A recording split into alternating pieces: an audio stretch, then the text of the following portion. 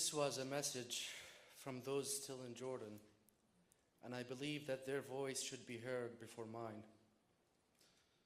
I'd like to thank our Mr. President for having me here today. When I was back in Jordan 2 months ago, David was the first person to offer his support for me leaving the country and coming here. He did not ask me to promote American atheists. He, in fact, never suggested that I should mention this while I'm here. I wonder how our planet will be if we all can be like him. People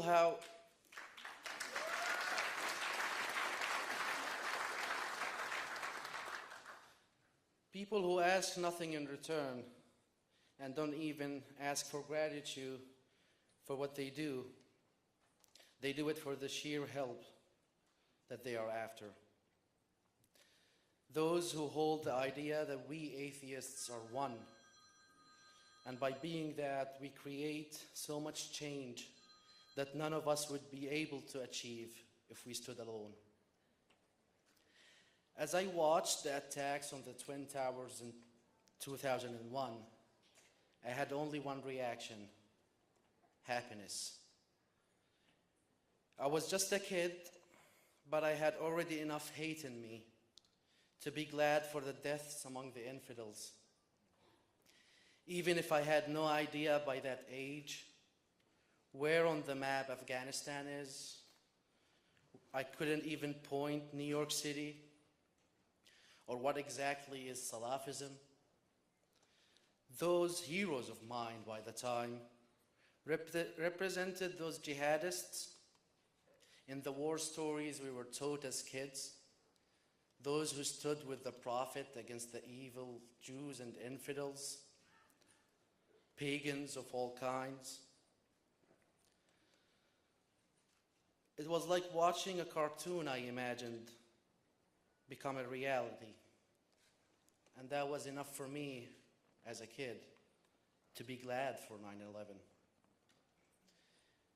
In 2011, I was jealous of my classmate for taking a semester off to perform jihad in Syria.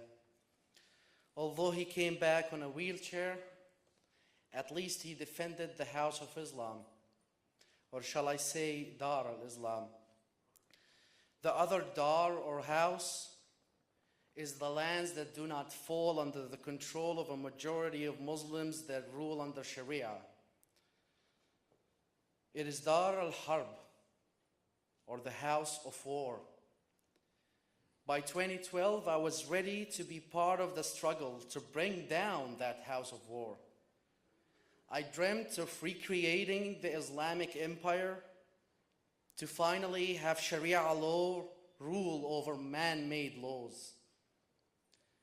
God's message was simple and clear. We hold the answer to everything. We have a perfect book and a perfect life example, the Prophet Muhammad. My morality was contained within the realms of those two, which included my desires to drop homosexuals from rooftops. It was justified to me to discipline women. And of course, if we ever bring back that glorious caliphate, there is nothing wrong with enslaving those who we will defeat. To either perform jihad or use my US citizenship to preach Islam in the US, these were my two choices. Later on, I stumbled upon a video of Professor Richard Dawkins explaining evolution, which created something in me that I'm sure those of you who were religious at a point of their lives can relate to. That moment of sudden doubt, of questioning, a moment of thirst to know more and more. I remember how evolution was taught to us in 9th grade, in one page, in one paragraph. that was shortly followed by verses of the Quran, and how stupid the idea was that men came to existence out of modern monkeys. I had no idea by the time that there are people like me in the country. Later on, I began to find a few of us online. We created a group and called it the Atheist Community of Jordan, a secret underground one. One day, we planned to meet, and we did. 27 atheists showed up, all with their fake names. We didn't know how they look. A woman, I thought she was 16, turned out to be in her 40s. Seeing each other for the first time was something that brought to me a feeling I can never describe or be able to. And I shall always be proud of myself and those who helped me in creating that meeting, because now, after 5 years of that, we are in hundreds, and we are growing each day, all thanks to that one group and that one small meeting. Being an atheist in the West may mean that you become less bigoted against homosexuals, or probably against women too. It might push you stronger on maintaining free speech and a secular country. But there is something more when you become an atheist after being a Muslim. You are one less homophobe. You are one less man who consider women nearly as chattel. You're one less jihadist. It also means that you become, sadly, a criminal. By laws that range from fines to the death penalty in all Islamic majority countries. And therefore, I became one. But it wasn't just the law in Jordan, which can sentence me to 3 years for blasphemy, that I had to consider. I am also charged and trialed under 1,400 years old godly law that says I have committed the worst of crimes. I have renounced Islam, became an atheist, just like you. And therefore, I have been sentenced to die. In a poll done in 2013, 82% of my country believed that apostates should be put to death, only to be beaten by 86% in Egypt. I will have to carry that sentence for the rest of my life, and I shall always have to feel as if a target marker is pointed on my forehead, wherever I choose to live. But I bet this target marker is much more felt by those I sadly left behind me. As selfish as I was, I came here 2 months ago, after 5 years of having that weight on me. I may or may not forgive myself for doing so, but that is something I will leave for myself to decide. I was still to realize the brutality brought to us by religion when I finally had the chance to take away an abused woman from her family home. Noura got in the car with her face shattered by glass and her shoulders so bruised you can barely see her skin. At that time, we had a new family protection agency. We had faith in it. We went there, and the first reaction of the police officer who saw her face, saw her shoulder, was one thing. This girl is wearing a hijab on her ID, and she's not wearing a hijab right now. Could you please grab me a hijab so that this woman can cover up?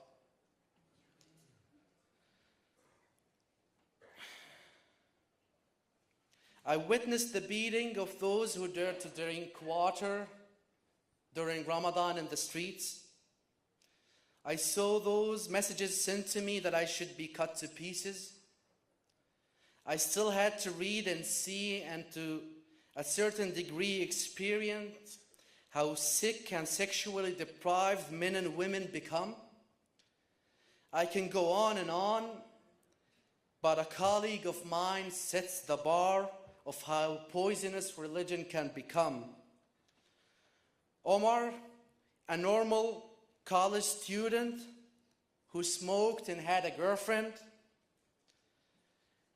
didn't need more than a few months to be out of the country, go to Iraq, and to Fallujah exactly. Strapped with bombs, he did it. And how much does it take for one to end his life for this faith, or whatever faith there is? Not much, apparently. If only you can hold the belief that this life does not matter, and once your morality is based on the Quran and the Hadith alone, it is fairly easy to do it. Omar was what I could have been without the video I stumbled upon. Maryam Namazi, a hero of mine, once said, "The internet is doing to Islam what the printing press did to Christianity."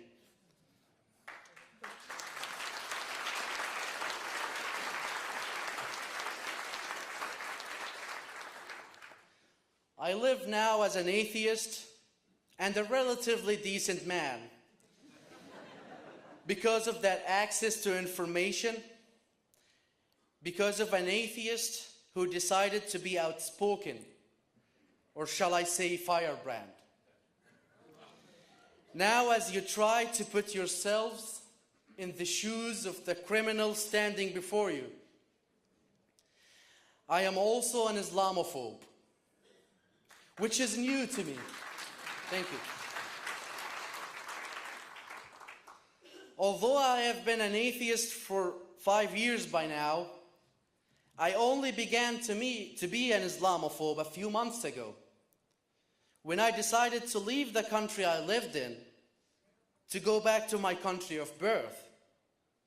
Or in better terms, deciding to leave the place where I am possibly a criminal to the place where I am possibly free. In Jordan, I was called many names: an infidel, an animal, a dog, a pig, a worthless man, the Zionist devil worshipper. You name it. But I was never considered an Islamophobe. In countries where there is blasphemy laws, where there is punishment for criticizing the religion of peace, there is no need for de facto blasphemy laws. There is no need for public opinion to silence speech. There is, however, self-censorship. We do it out of fear of machetes and bullets, while here, man's worst fear is being called Nazi on a web page.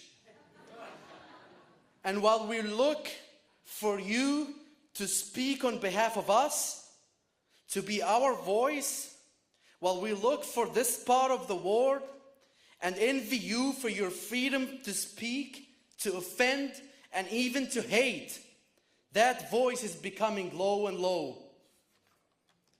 I have met enough people in the West to know by now that your mechanisms are kicking in. You might be feeling a little bit of discomfort by what I'm saying. Well, I'm just warming up.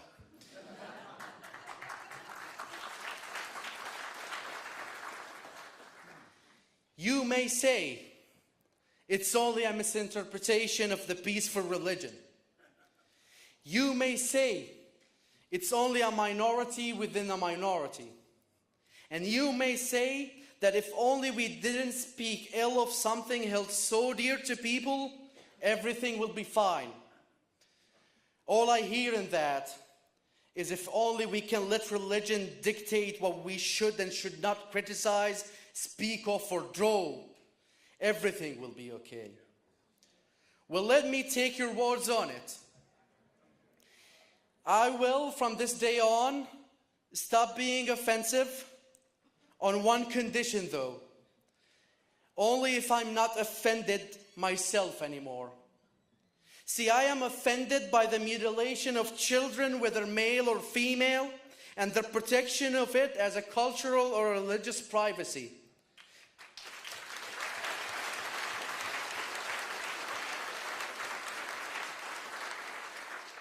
I am offended by the ownership of women and the control of their wishes, desires, and bodies. I am offended by the chopping of Bonia Ahmed's finger as she raises her hand to protect her husband, or shall I say her late husband, from the machetes falling on him for being an atheist.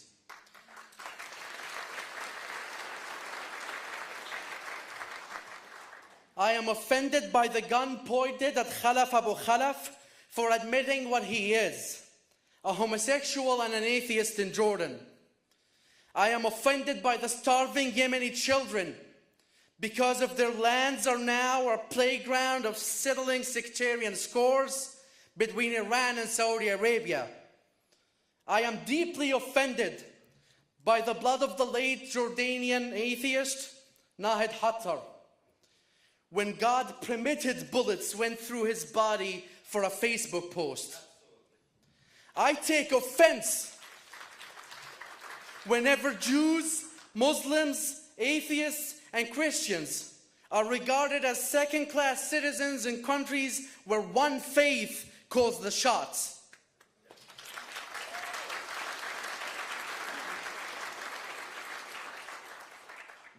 And under which Canadian law will my feelings be protected? And would the UK ban entry for those who deeply offended me, as they banned the woman who said Allah is gay a few weeks ago? Who's going to ban the hadith that says that I should be put to death? Under what hate speech will my offense be considered, dealt with, and cared for? And I'm not asking for all of that. And do you really believe that just by having the First Amendment in this country, we will be any different? That this all is just somehow a European or a Canadian problem? We can only glimpse at history to realize that freedom is so dear that it shall be defended at all time and against all threats.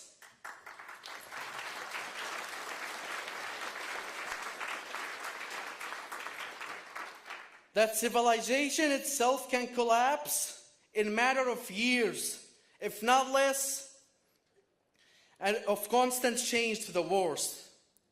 And while we are still looking into history, let's ask ourselves if appeasement and pacifism, even within dialogue itself, resulted in anything other than delaying the ultimate conflict with fascism.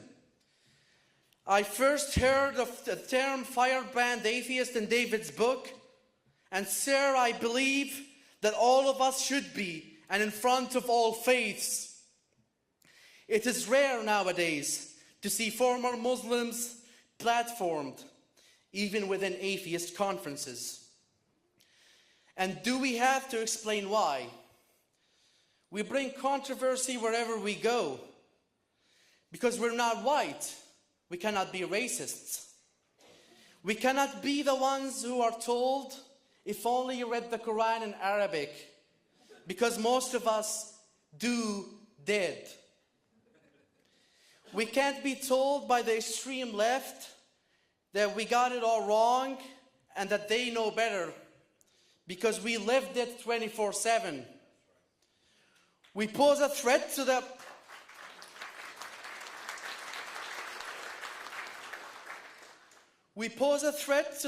plans of ending all free discourse.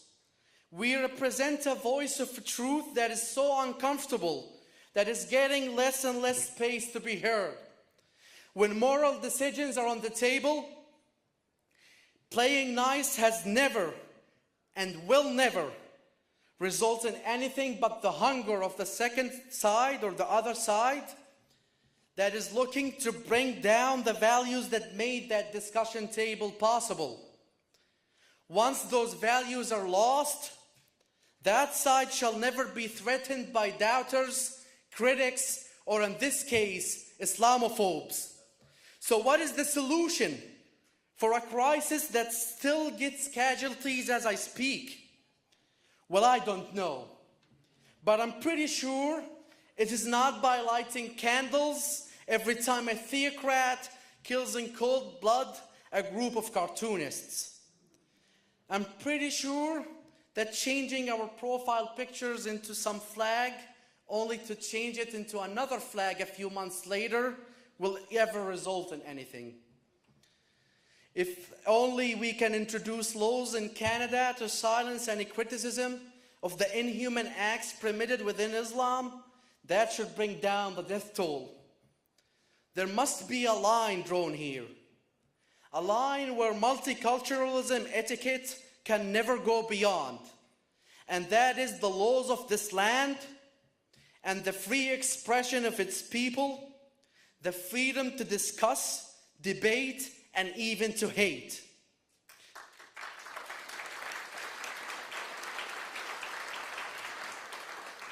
And don't you ever think that making martyrs of real neo-Nazis is going to ever solve any of your problems. We live in delusional times, ladies and gentlemen. Many are giving in to the manipulative new ways of censorship. People have been saying the lie enough times until it is the truth. That it is the Western imperialists or current foreign policies that brought this death cult into the doorsteps of Europe and the US. But it can never be discussed now that maybe there is something to be linked with the jihadists reciting verse after verse to explain why they did it. Maybe there is something to link also to the man who poured oil on his Muslim daughter in Texas a week ago. Maybe there is something to link with the man who shot Khaldun Maddah in Yemen for being an atheist. Maybe it's all linked to one thing in common. But can we state that here and now? And if yes, will we soon be able to? And what is happening to those who are daring to stand up and say we do have a problem with this religion and its incompatibility with the values of this part of the world? They are being shut down of the conversation by those who preach to us the game of identity politics. Those who will hold the gates for your enemy, and if not, that enemy is well among you. When your most precious values, which has made this country what it is at risk, here lies our duty as atheists to stand for what we are. We may disagree on everything, but at least we share one thing in common. No matter how bitter the taste of the truth is only what matters.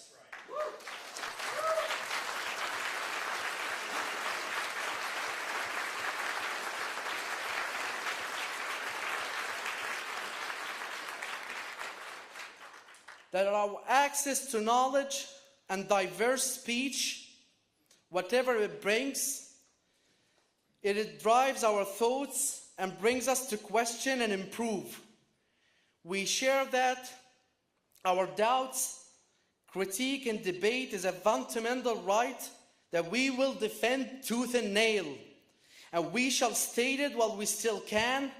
And if that will label us with being militant, firebrand, too harsh, or even Islamophobe, then we will claim back that title. And we shall only say, so goddamn be it.